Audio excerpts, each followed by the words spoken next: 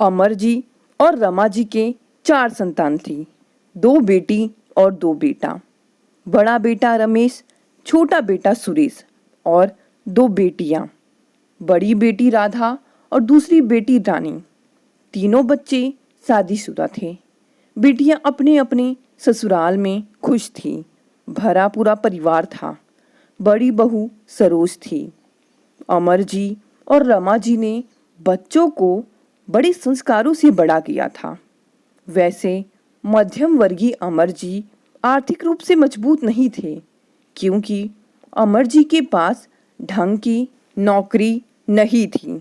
जैसे तैसे जोड़ तोड़ कर चारों बच्चों को पढ़ाया लिखाया। बेटियों की शादी की अपने ही स्तर में। जब से दोनों बेटे रमेश और सुरेश कमाने लगे हैं, तब से घर की स्थिति बदल गई थी। बड़े बेटे रमेश की शादी के बाद जब बड़ी बहू सरोज आई तो शुरू शुरू में सब ठीक से गुजरा, किंतु थोड़े समय बाद ही सरोज मनमानी करने लगी। वो हमेशा पति रमेश की कमाई का रौब दिखाती। उसे लगता कि पति रमेश ही सारे घर का खर्चा उठाते हैं। वो हमेशा घर में कलह करती। अमर जी और रमा जी बहुत दुखी होते बहू सरोज का व्यवहार देखकर, किंतु हाथ पर हाथ रखकर सहते। एक दिन सरोज ने अपनी शादी में सास रमा द्वारा चढ़ाए हुए गहने की मांग करने लगी, जो कि रमा जी के पास था।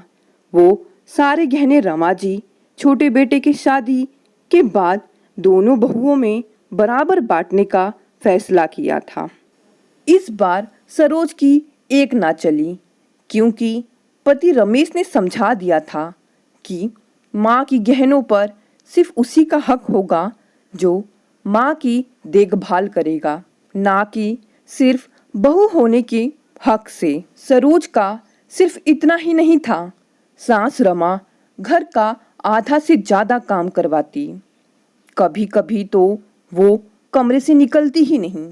फिर भी रमा जी बिना किसी शिकायत की सारा काम खुद ही करती। शायद परिवार के भोलेपन का बखूबी फायदा उठा रही थी। जब कभी बेटियां राधा और रानी मायके आती, अक्सर छुट्टियों में ही आती, तब तो सरोज मायके ही निकल जाती। नंदों के आने से पहले ही सरोज निकल जाती और वापस आती उनके जाने के बाद। हर कोई सरोज के इस रवैया से तंग आ चुका था।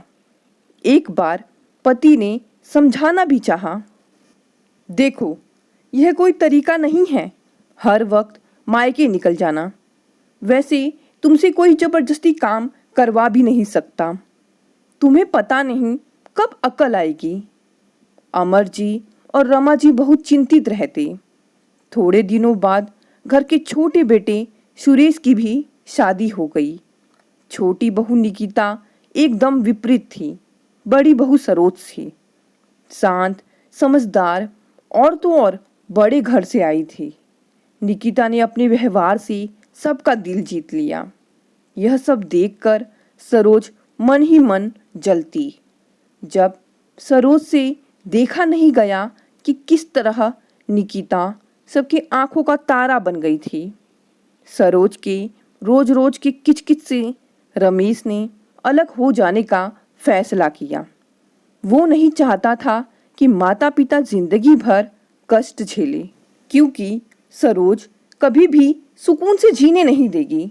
इस बात को लेकर घर में किसी को कोई आपत्ति नहीं थी, किंतु सबको रमेश की चिंता थी।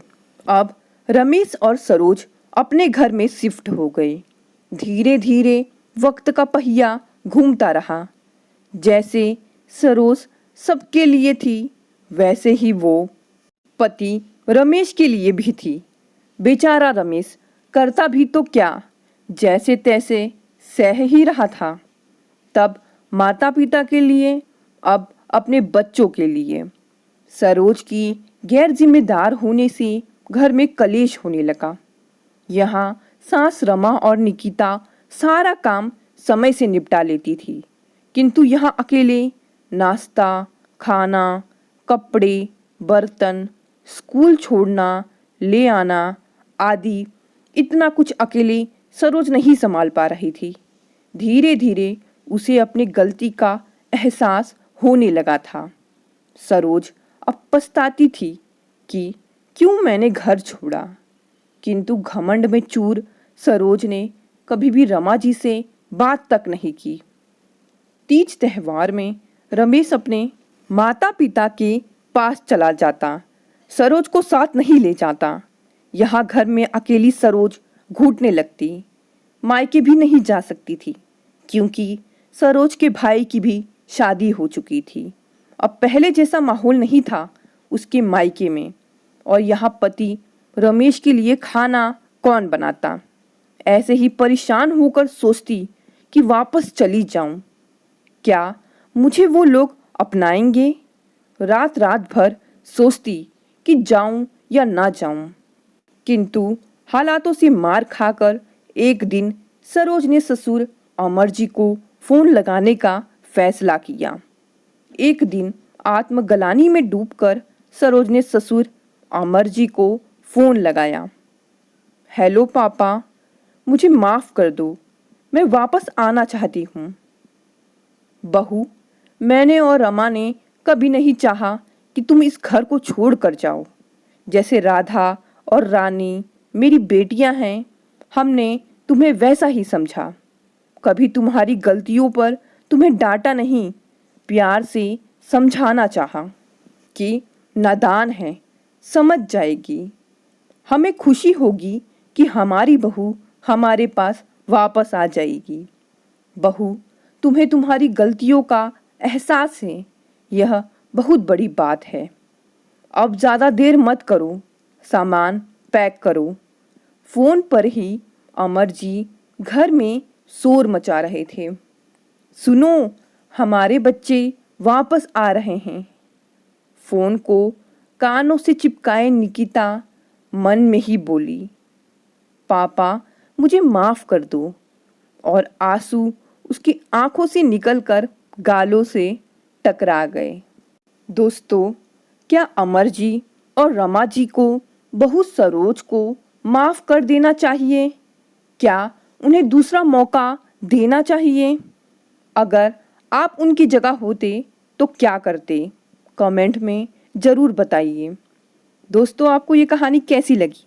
कहानी पसंद आई तो इसे लाइक, शेयर एंड कमेंट करें, और नए हैं तो चैनल को भी सब्सक्राइब करें।